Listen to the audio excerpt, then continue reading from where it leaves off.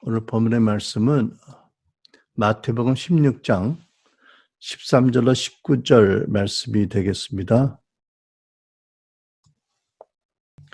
예수께서 빌립보의 가이사랴 지방에 이르셔서 제자들에게 물으셨다. 사람들이 인자를 누구라고 하느냐? 제자들이 대답하였다. 세례자 요한이라고 하는 사람들도 있고 엘리야라고 하는 사람들도 있고 예레미야나 예언자들 가운데 한 분이라고 하는 사람들도 있습니다. 예수께서 그들에게 말씀하셨다. 그러면 너희는 나를 누구라고 하느냐? 시몬 베드로가 대답하였다. 선생님은 살아계신 하나님의 아들 그리스도십니다. 예수께서 그에게 말씀하셨다. 시몬 바요나야, 너는 복이 있다. 너에게 이것을 알려주신 분은 사람이 아니라 하늘에 계신 나의 아버지시다. 나도 너에게 말한다. 너는 베드로다. 나는 이 반석 위에다가 내 교회를 세우겠다. 죽음의 세력이 그것을 이기지 못할 것이다. 내가 너에게 하늘나라 열쇠를 주겠다. 내가 무엇이든지 땅에서 매면 하늘에서도 매일 것이요 땅에서 풀면 하늘에서도 풀릴 것이다. 아멘. 요즘 한국에 와서 머물면서 과연 교회가 무엇인가에 대해서 거듭 생각하게 됩니다.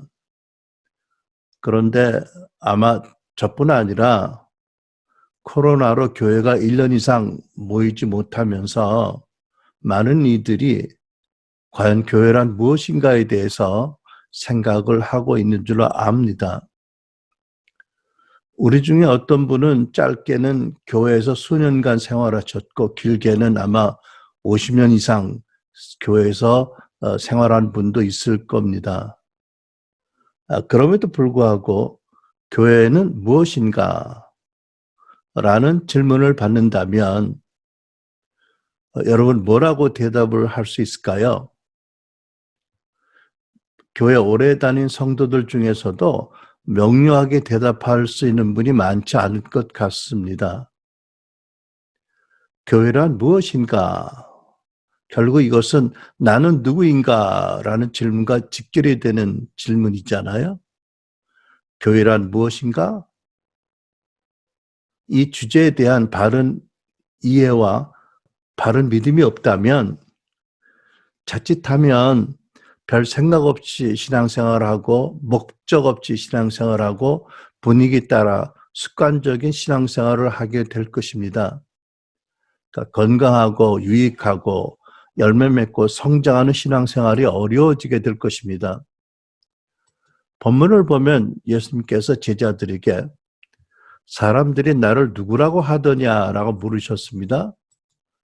제자들이 각각 자기가 들은 대로 사람들이 주님을 이렇게 앞디다 이런저런 말씀을 전해드렸어요. 그랬더니 주께서 그러면 너희는 나를 누구라고 생각하느냐라고 물으셨지요. 여러분은 예수 그리스도를 누구라고 고백할 수 있을까요?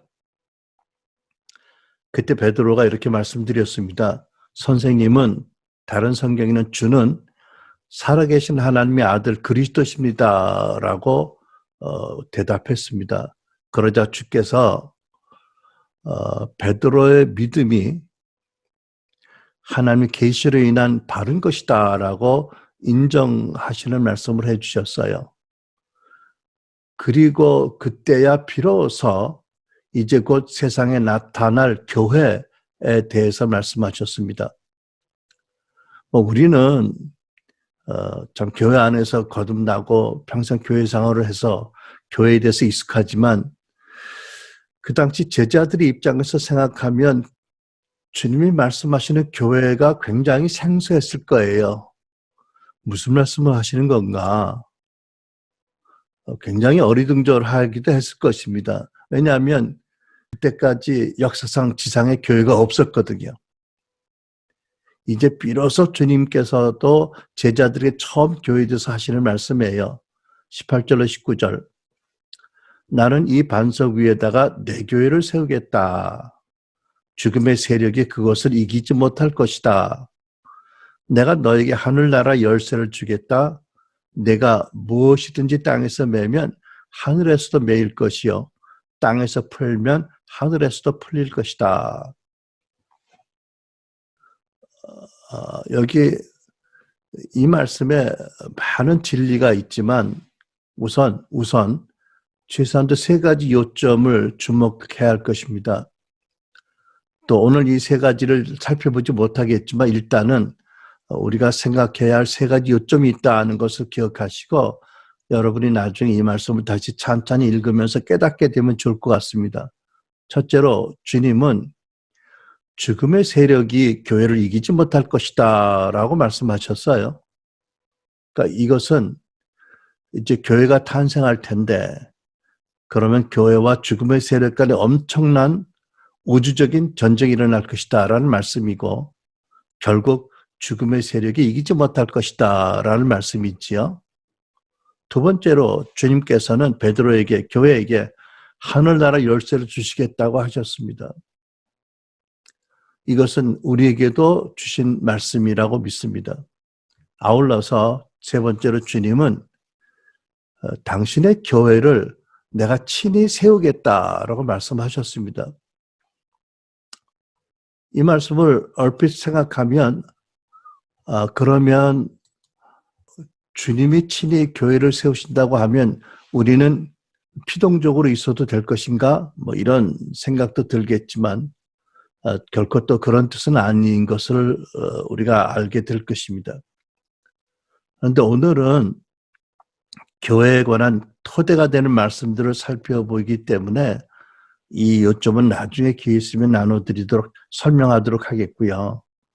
오늘은 1차로 우리가 교회의 근본에 대한 말씀들을 살펴보고 과연 우리가 가지고 있는 교회에 대한 이해가 또 믿음이 성경적인지를 점검해 볼 수 있길 원합니다. 혹 우리가 가진 교회에 대한 이해와 믿음이 성경의 말씀과 다르다면 그 다른 것 때문에 지금까지 우리 신앙생활에 어떤 영향이 미쳤는지를 또 보게 되기를 바랍니다. 또 많은 성도들이 교회에 대해서 성경과 다른 이해와 믿음과 기대를 가졌다면 그로 인해서 우리들이 속한 교회가 어떤 모습이 되었는지 어떤 영향을 끼쳤는지도 차차 깨닫게 되기를 바랍니다. 우리가 성경의 교회 토대에 대한 말씀을 살펴보기 전에 흔히 많은 분들이 설명하는 교회란 무엇인가 일반적인 그 전해지는 의미를 좀 생각해 보겠습니다. 흔히 교회를 가리켜서 교회라고 번역된 헬라어 에클레시아라는 단어의 의미로 설명하는 경우가 많습니다. 그 에클레시아라는 헬라 단어의 의미는 부르심을 받아 구별된 무리라는 뜻을 가졌다고 사람들이 보통 알고 있습니다. 아마 여러분도 이런 설명을 들으신 줄 압니다. 근데 저는 이러한 설명이 뭐 틀린 것은 아니겠지만 좋은 설명은 아니다라고 생각합니다. 왜냐하면 에클레시아라는 단어의 뜻이 한 가지만은 아닐진데 교회를 그렇게 정의를 하면 저절로 신자들의 신앙이 수비적이 되어지고 자칫 중세 수도사적인 영성을 가지게 되기가 쉽기 때문입니다. 사실 교회는 상당히 이제까지 성도들을 교회 울타리 안에만 머물게 했습니다. 양으로 비유해서 항상 수동적으로 보호를 받아야 될 존재. 그러니까 성도들이 스스로를 약한 존재라고 믿도록 오도된 부분이 있다는 거지요. 근데 주님은 어떠셨던가요? 물론 주님도 제자들을 양이라고 부르신 적이 있습니다. 그럼에도 불구하고 주님께서는 그들이 언제나 당신의 품 안에서 안전하게 보호를 받을 그런 존재라고 보지는 않으셨어요. 예를 들면 누가복음 10장에서 이렇게 말씀하셨습니다.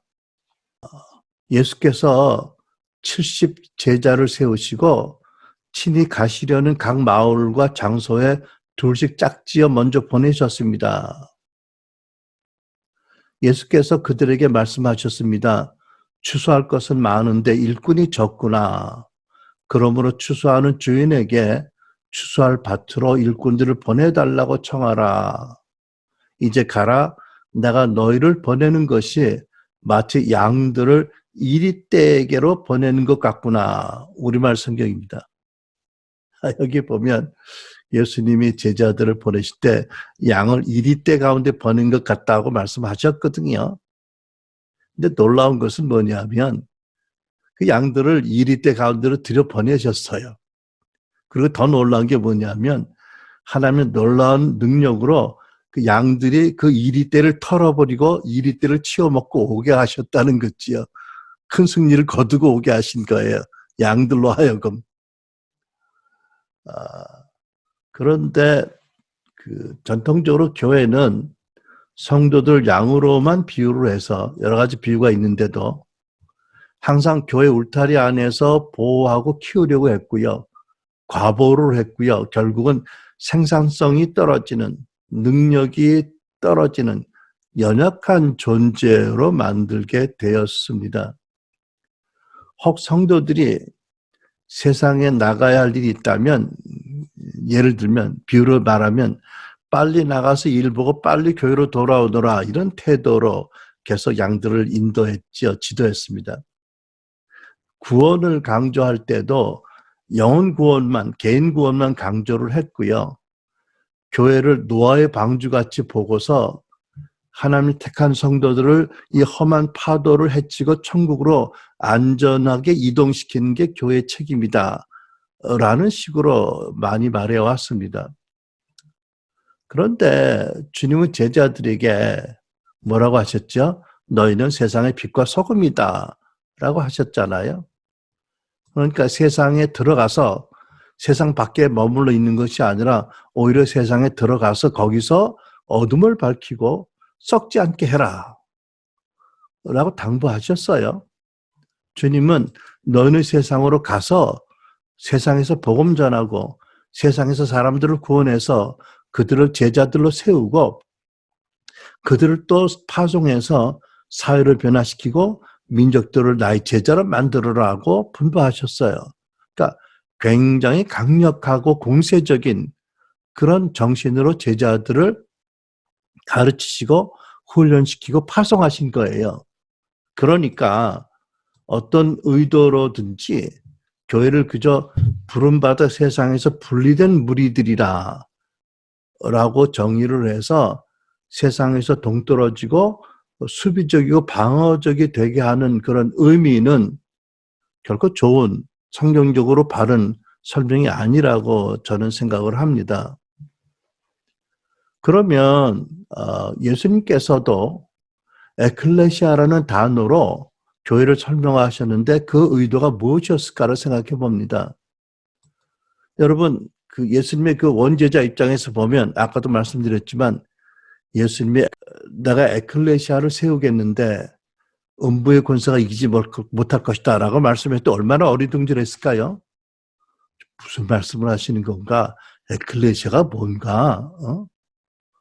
그러니까 교회를 전혀 경험하지 못한 세대이니까 교회가 과연 뭐야? 라고 어리둥절했을 거예요. 그러니까 세상에 그때까지 존재하지 않았던 새로운 공동체를 세울 계획이 있으셨으니까 그래서 승천하시고 성령을 보내주셔서 그렇게 하실 계획이 있으셨으니까 이제 제자들에게 교회를 소개하시는데 그 교회를 소개하시기 위해서는 어차피 그 당시 사람들이 사용하던 단어 에클레시아라는 단어를 빌려와서 다른 의미로 설명을 하신 겁니다. 자, 그렇다면 일반적으로 그 당시 사람들이 알던 에클레시아라는 단어의 의미가 어떤 것입니까? 그 에클레시아를 세상에서 부르심 받고 구별된 성별된 무리라는 것은 교회의 익숙한 개념에서 나온 설명이고요. 이제 제자들이 전혀 교회를 알지 못할 때 주님이 설명하셨던 에클레시아라는 단어의 뜻은 그런 건 아닌 거예요. 아직은 그런 개념조차 받아들일 준비가 안 돼 있잖아요. 그런데 주님께서 에클레시아라는 단어를 사람들이 쓰는 단어를 차용해 오셨는데 그때 사람들이 에클레시아라는 단어를 어떻게 썼느냐라고 한다면 이런 것입니다. 그 당시 온 세계를 누가 점령하고 지배했죠? 로마입니다. 그러니까 로마 시민들이 각 점령지에 흩어져 살았습니다. 그 흩어져 살던 점령지에 살던 로마 시민들의 모임을 에클레시아라고 했습니다. 그러니까 그들은 어느 곳에 살든지 로마의 가치체제, 문화, 정치체제 이런 것들을 지키고 전파했습니다. 그래서 각 곳에 굉장히 좋은 영향력과 유익을 끼쳤어요. 그래서 상대적으로 그 개화되지 못한 여러 지역이 변화되고 발전하는데 에클레시아가 좋은 기여를 한 것입니다. 그리고 에클레시아는 사실 각 통치 지역의 문화와 정치, 경제를 다스리는 법도, 제도를 만드는 권세를 가진 집단이거든요.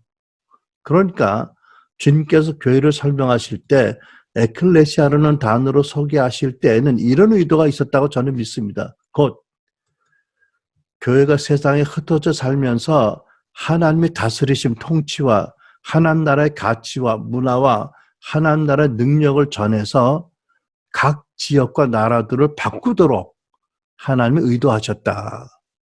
이것이 제자들에게 알기 원하신 주님의 교회에 대한 이해와 믿음과 기대였다라고 저는 믿습니다.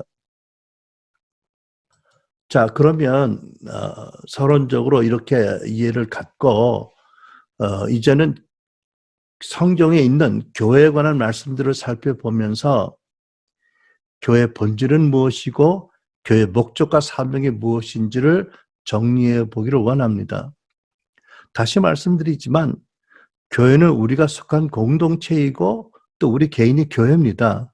그러니까 교회가 누구냐라는 이 질문은 예수 믿는 나는 누구냐라는 질문과 같은 질문입니다. 그러니까 교회의 본질과 목적을 분명히 아는 것이 우리에게 너무나 사활적으로 중요하다라는 것이지요. 왜냐하면 우리는 하나님의 경륜 가운데 교회에 속해서 교회로서 살아가도록 부름받은 존재이기 때문입니다. 첫째로 성경에서 발견되는 교회의 가장 우선적인 본질은 하나님의 자녀 공동체입니다. 그러니까 교회의 사명은 아버지 하나님을 사랑하고 가족인 형제들을 서로 사랑하는 것이다. 이것이 교회의 목적과 사명이다라고 저는 믿습니다. 성경은 많은 곳에서 예수 믿는 사람들을, 신자들을 하나님의 자녀라고 말씀합니다. 요한복음 1장 12절 13절 영접하는 자, 예수를 영접하는 자, 곧 그 이름 예수를 믿는 자들에게는 하나님의 자녀가 되는 권세를 주셨으니 예수 믿고 영접하면 하나님 자녀가 된다는 말씀이잖아요. 에베소 2장 19절 그러므로 이제부터 여러분은 외국 사람이나 나그네가 아니요 성도와 같은 시민이요 하나님의 가족입니다. 이렇게 말씀합니다. 여러분, 교회는 성경이 이렇게 말씀합니다. 아버지 하나님의 권속, 가족이고 자녀들이다. 자녀 공동체다라고 말씀합니다. 그러므로 교회의 가장 우선적인 사명은 아버지 하나님을 가장 사랑하고 가족인 서로를 사랑하는 것이다. 이것이 최고의 계명이지 않습니까? 예수님께서 요한복음 13장에서 새 계명을 너에게 주노니 서로 사랑하라. 이렇게 말씀하셨습니다.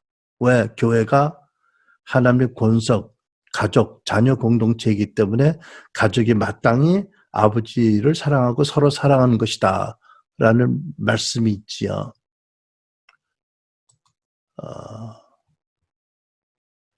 둘째로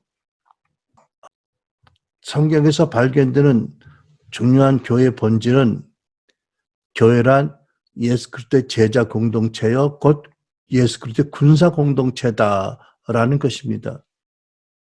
오늘 본문에서 예수님께서 말씀하셨잖아요.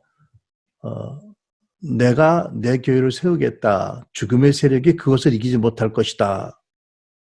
이건 참 깜짝 놀란 말씀이에요. 그죠?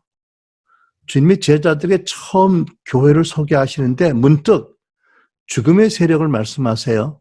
그리고 죽음의 세력이 교회를 이기지 못할 것이라고 말씀하세요. 굉장히 강력한 말씀 아닌가요? 무슨 뜻이죠? 이제 교회가 탄생될 텐데 죽음의 세력이 교회를 미워하고 공격할 것이다. 전쟁이 일어날 것이다. 그러나 죽음의 세력이 교회를 이기지 못할 것이다. 라고 말씀합니다. 그러니까 교회의 본질 두 번째는 예수 그리스도의 제자이고 군사 공동체다. 그리스도의 병사 공동체다라고 말할 수 있습니다. 죽음의 세력과 전쟁하는 군사들의 공동체가 교회다. 물론 여러분, 교회는 한 아버지의 권석 자녀 공동체로 말씀드린 것처럼 서로 사랑하는 게 마땅하지요. 근데 생각해 보세요. 세상에는 교회를 미워하는 어둠의 세력이 있어요. 어둠의 세력이 성도들을 노략질하려고 하고 교회를 허물어뜨리려고 공격하고 갖가지 획책과 갖가지의 미혹과 갖가지의 어려움을 일으킵니다. 그러면 어떻게 해야 돼요? 당연히 거룩한 분노로 분발해서 싸워야 되지 않겠습니까? 어둠의 세력이 사랑하는 지체들에게 아픔을 주고 고통을 주고 속이고 미혹하고 지옥으로 끌어가려고 할 때 가만히 있을 가족이 어디 있어요? 맹렬한 분노로 전쟁을 하는 게 마땅하지요. 우리가 서로를 위해서 중보로 기도할 뿐 아니라 또 서로 격려해야 되겠고요. 또 전열에 떨어지는 우리가 지체들이 있다면 그들의 무거운 짐을 들어주고 함께 어깨동무하고 끌고라도 뛰어가야 될 거고요. 성령의 음성을 듣고 전쟁에 나가고요. 또 평소에 군사훈련도 열심히 받아야 되지 않겠어요? 여러분, 훈련 안 하는 군대가 군대입니까? 훈련 안 하는 군대는 지기로 작정한 군대지요. 그리고 군대이기 때문에 왕이신 예수님에게 명령에 절대 복종하는 훈련도 해야 되겠죠. 그분은 너무나 온유하고 너무나 낮게 우리에게 다가오시지만 우리 친구같이 오시지만 우리는 정말 그분이 총사령관이고 우리의 왕인 것을 알고 그 앞에 경건한 두려움으로 순종하는 훈련도 하고 순종해야 됩니다. 그렇죠? 그리고 여러분, 우리 아버지께서 우리를 사랑하셔서 그 아들을 보내셨고 십자가를 거치게 하셨어요. 또 성령을 보내셨어요. 그래서 우리가 하나님의 아들, 딸이 되었잖아요. 그렇다면 당연히 아버지의 뜻과 소원을 알아서 이루어드리는 게 마땅하지 않나요? 아버지 뜻이 무엇이죠? 죽음의 세력이 다스리는 이 세상에 하나님 나라를 세워서 많은 잃어버린 자녀들을 구원하겠다. 그리고 그들로 하나님의 군대가 되게 하고 더 죽음의 세력을 격파하게 하겠다라는 것이 아버지의 목적이잖아요.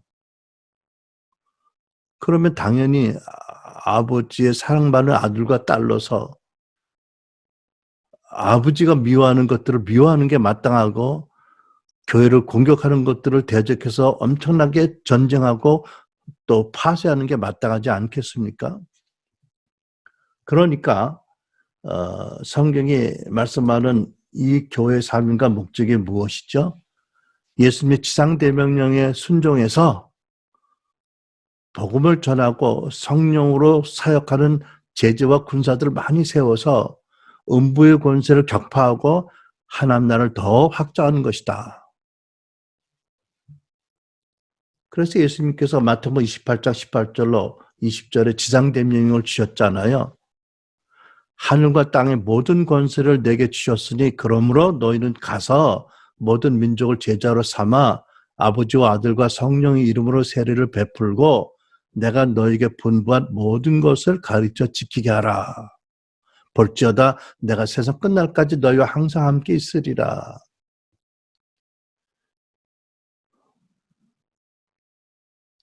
그러면 잠깐 교회가 영적 전쟁을 할 때 차용할 교회가 쓸 전략이 무엇인지 살펴본다면 심플하게 명료하게 우리는 주님이 하신 대로 하면 되는 거지요. 예수님이 이 땅에 오셔서 성령의 권능으로 복음 전하셨고요. 병자들을 고치셨고요. 귀신을 내쫓아 주셨고요. 또 가난하고 억압받는 자들을 자유케 하시고 도와주셨고요. 많은 제자들을 세우셔서 파송하셨어요. 그게 기본 전략이지요. 그러니까 우리는 성도들이 그렇게 하도록 훈련해야 된다. 이것이 교회 사명이다. 성도들이 나약한 양으로만 계속 머물게 하는 것은 잘못이다. 그것은 전혀 마땅한 게 아니다. 그래서 우리는 구원받은 성도들을 그리스도의 제자와 군사로 만들어서 성도들로 하여금 하나님 일을 하게 하고 세상에 나가서 세상에서 일하는 영역에 하나님 나라가 임하도록 싸우고 승리하게 도와주고 격려하고 후원할 것이다. 이것이 교회의 사명입니다. 그렇다면 마음이 좀 아프겠지만 피할 수 없는 질문이 있어요. 내가 지금까지 알고 있던 교회의 이해는 과연 성경적인 것이었던가? 나는 교회를 어떻게 이해하고 어떤 기대를 갖고 있었나? 나의 나의 다른 이해와 기대가 나의 신앙생활에게 어떤 유익을 주게 하고 어떤 해를 끼치겠나?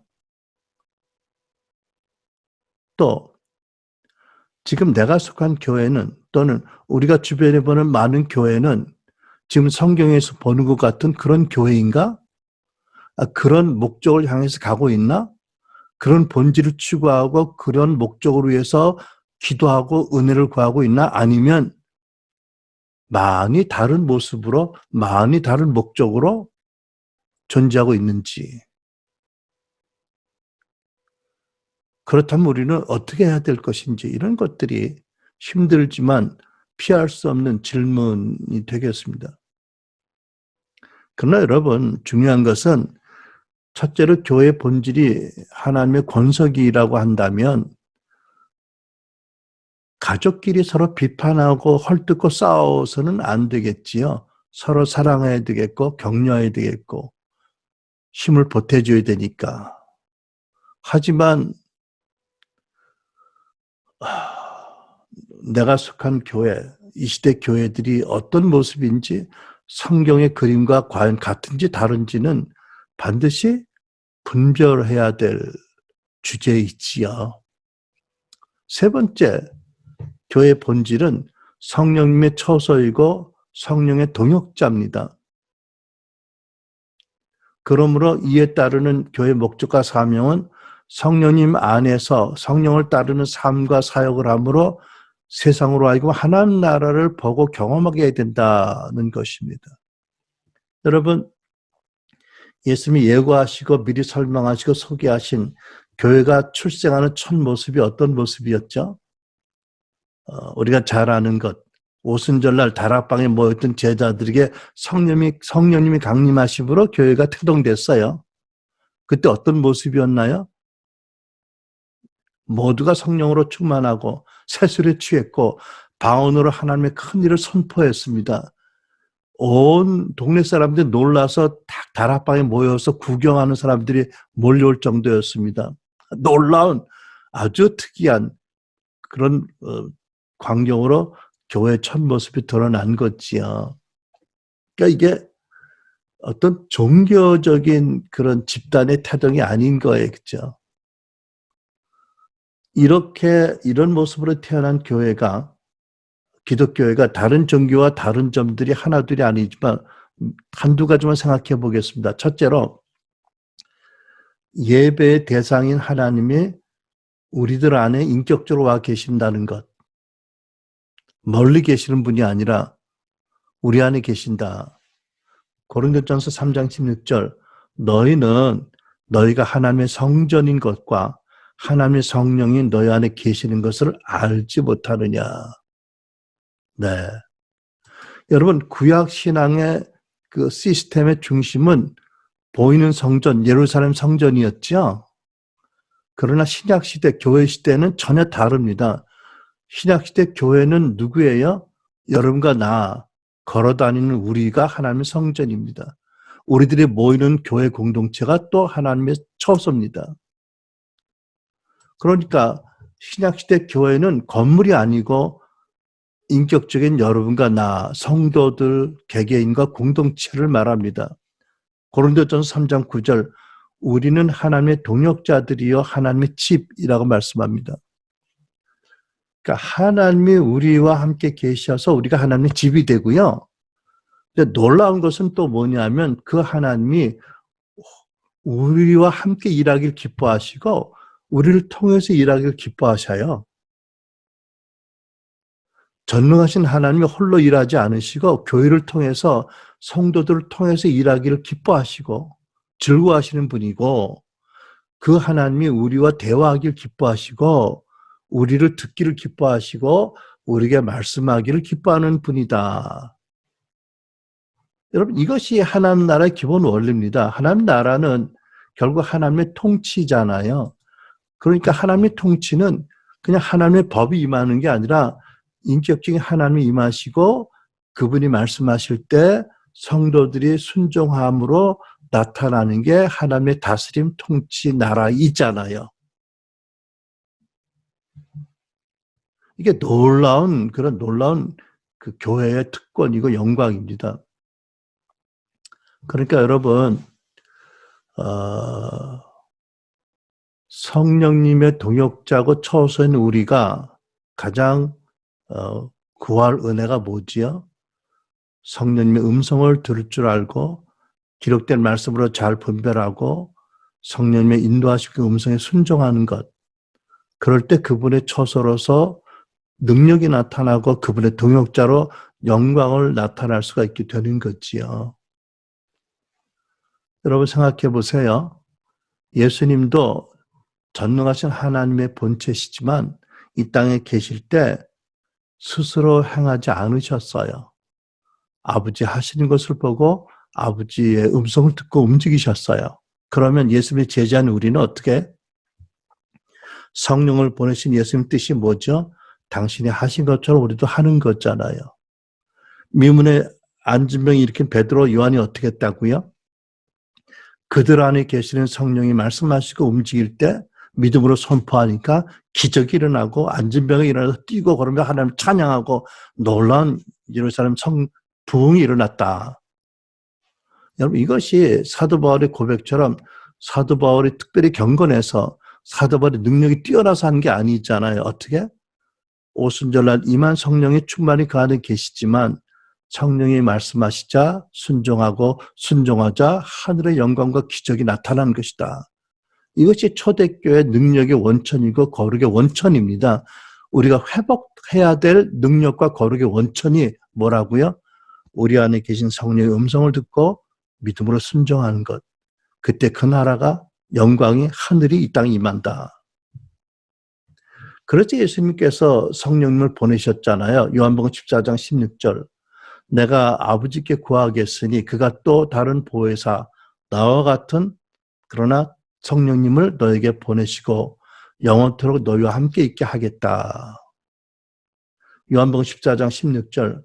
보혜사 곧 아버지께서 내 이름으로 보내실 성령, 그가 너에게 모든 것을 가르치시고 내가 너에게 말할 모든 것을 생각나게 하리라. 예수님이 이 땅에 계실 때는 의도적으로 시공간의 제약을 받으셨잖아요. 그러니까 베드로와 대화하실 때는 요한은 옆에서 들었어야 돼요. 그죠? 예수님이 갈릴리에 계실 때는 동시에 예루살렘에 못 계세요. 근데 이제 성령님은 어떻게 하세요? 시공간을 초월한 하나님의 정권으로 권능으로 역사하시잖아요. 나와 함께 계시고 또 밴쿠버에 있는 여러분과 함께 계시고 나와 대화하실 때 여러분과도 대화하시고 여러분의 기도를 들으실 때 나에게도 함께 계시고 그게 교회의 놀라운 영광이지요. 세상에 알지 못하는 능력이지요. 자, 여러분 오늘 말씀 정리하겠습니다. 내가 속한 교회, 내가 교회인데 교회 첫째 본질은 하나님의 자녀 공동체다. 그러므로 교회는 하나님을 아버지로 하나님 아버지를 사랑하고 형제들을 서로 사랑하는 것이다. 두 번째, 교회의 본질은 예수 그리스도의 제자 군사 공동체다. 그러므로 왕이고 총사령관이신 주님의 지상대명령에 순종해야 된다. 세 번째로 성경에서 보는 교회의 세 번째 본질은 교회는 성령의 처소이고 성령의 동역자이다. 그러므로 교회는 성령의 음성을 듣고 말씀으로 분별하고 순종함으로 온 세상이 하나님 나라를 보고 경험하게 하는 것이다. 이것이 교회의 목적이고 사명이다. 저는 우리 함께 예배드리는 여러분의 모든 성도 여러분들이 교회의 본질, 정체성과 사명과 목적에 대해서 우선 성경적으로 확신하는 은혜가 있기를 바랍니다. 그것이 우리 믿음의 기초이고 그것이 믿음의 토대가 될 줄로 믿습니다. 그 위에 우리 아름다운 믿음의 집을 세워가는 저 여러분이 되기를 주의 이름으로 축복합니다.